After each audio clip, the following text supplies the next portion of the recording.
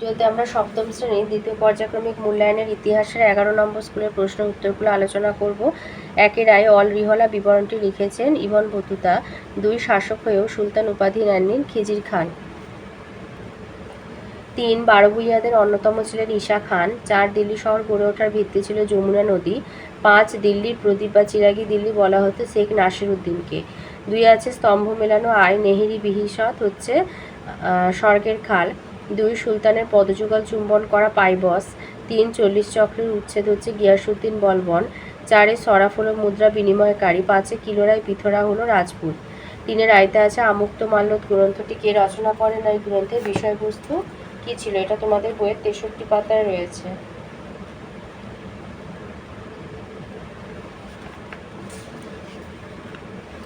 আমুক্ত মাল্যদ গ্রন্থটি তেলুগু ভাষায় লেখা। এটা লিখেছেন কৃষ্ণদেব রায়।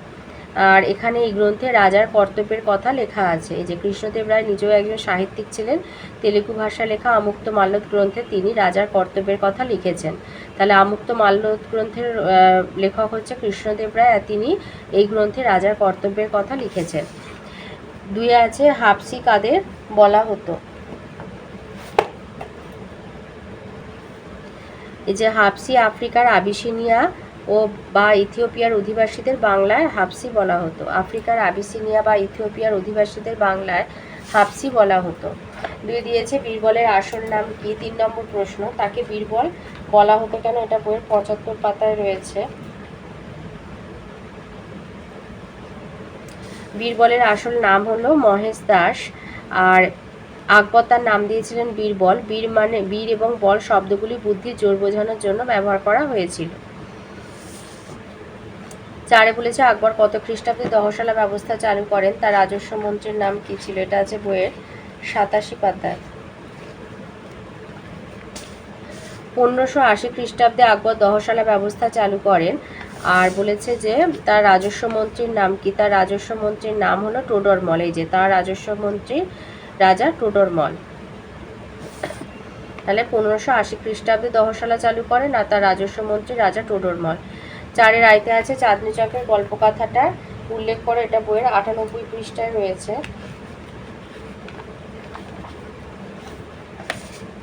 লালকেল্লা থেকে জাহানারা বেগমের চক পর্যন্ত বিস্তৃত বাজারের উত্তর দিকে একটা সরাইখানা এবং বাগান আর দক্ষিণে একটি স্নানাগার তৈরি করে দিয়েছিলেন শাহজাহানের কন্যা জাহান আরা।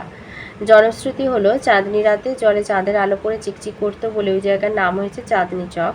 আবার এও গল্প আছে যে ওই বাজারে সোনার উপর টাকার ঝিলিকের জন্য চাঁদনি চক নামটি তৈরি হয়েছে। 2 দিয়েছে ঔরঙ্গজেবের রাজত্বকালে কেন মোগল অভিজাতদের সাথে রেষারেষি বেড়েছিল? এটা রায়মার্টিন সহায়িকার 122 পাতাতে রয়েছে।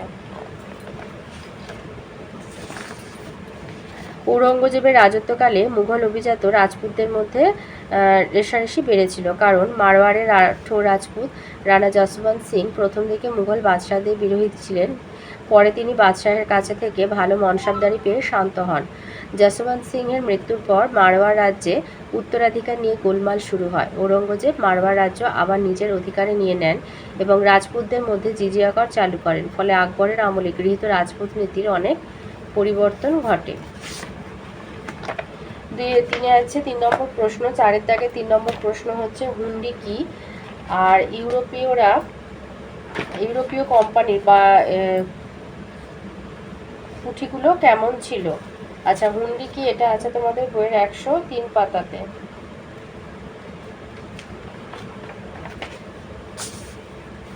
এই যে টুকরো কথা হুন্ডি।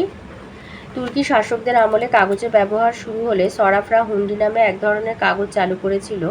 বণিকরা কোনো এক জায়গায় সরাফকে টাকা জমা নিয়ে সেই কাগজ কিনে নিয়ে অন্য জায়গায় তা প্রয়োজন মতো ভাঙিয়ে নিত। এতে বণিকদের এক জায়গা থেকে আরেক জায়গায় টাকা নিয়ে যাওয়ার সুবিধা ছিল। আর ওর সাথে আছে যেটা ইউরোপীয় কোম্পানির পুঁথিগুলো কেমন ছিল, এটা আছে তোমাদের বইয়ের 108 পাতাতে। এই যে এখানে লিখবে ইউরোপীয় বণিক কোম্পানিগুলি আস্তে আস্তে নানা ঘাঁটি বানাতে শুরু করে। এখান থেকে লিখবে কোম্পানির কুঠিতে ইউরোপীয় বণিকরা নিজেদের মতো করে বাড়িঘর করত। কুঠিগুলো তারা অস্ত্রশস্ত্র দিয়ে দুর্গের মতো সুরক্ষিত করে রাখত। এখানে তাদের বাসগৃহ এবং মালের গুদাম থাকতো। এইটুখানি লিখলেই হবে। 5-এর 1 নম্বর প্রশ্ন, শাহজাহানাবাদের নাগরিক বসতিকে মিশ্র প্রকৃতির বলা হয় কেন? এটা তোমাদের বইয়ের 99 পাতায় আছে। শাহজাহানাবাদের নাগরিক বসতি ছিল মিশ্র প্রকৃতির। এখানে নানা শ্রেণীর মানুষ বসবাস করত নানা ধরনের বাড়িতে। রাজপুত্র এবং উচ্চপদস্থ আমিররা সুন্দর বাগান বাড়িতে থাকত। ধনী বণিকরা টালি দিয়ে সাজানো ইট ও পাথরের বাড়িতে থাকত। সাধারণ ব্যবসায়ীরা থাকতো নিজেদের দোকানের ওপরে বা পেছনের দিকের ঘরে। সবচেয়ে বড় আর সুন্দর বাড়িগুলোকে বলা হতো হাভেলি এবং এর থেকে নিচু স্তরের বাড়িকে মকান ও কোঠি বলা হতো। সবচেয়ে ছোট ঘরকে বলা হতো কোঠরি। এছাড়াও ছিল আলাদা বাংলো বাড়ি। বড় বড় বাড়ির আশেপাশে মাটি ও খড় দিয়ে তৈরি বহু ছোট ছোট কুঁড়ে ঘর ছিল। এইসব কুঁড়েতে সাধারণ সৈনিক, দাসদাসী, কারিগর প্রমুখ মানুষজন থাকত। কুঁড়েতে আগুন লেগে মাঝে মধ্যে অনেক লোক ও গবাদি পশু মারা যেত বলে জানা যায়।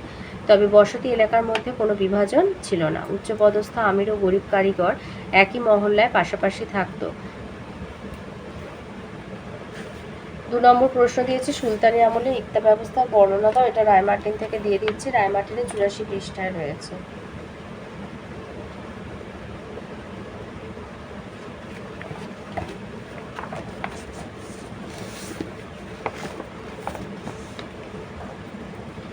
ইকতা দিল্লি সুলতানরা বিভিন্ন রাজ্য জয় করে সাম্রাজ্যের আয়তন বাড়িয়েছিলেন।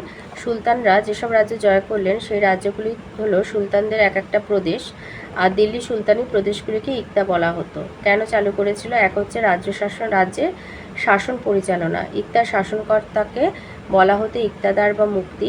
ইকতাদাররা ছিলেন রাজ্য বা প্রদেশের শাসক। সুলতানরা তাদের দায়িত্ব ইকতাদারদের মধ্যে ভাগ করে দিয়ে সাম্রাজ্যের শাসন পরিচালনা করতেন।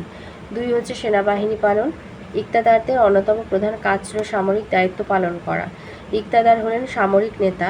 ছোট ইকতাদারদের শুধুমাত্র সামরিক দায়িত্ব পালন করতে হতো।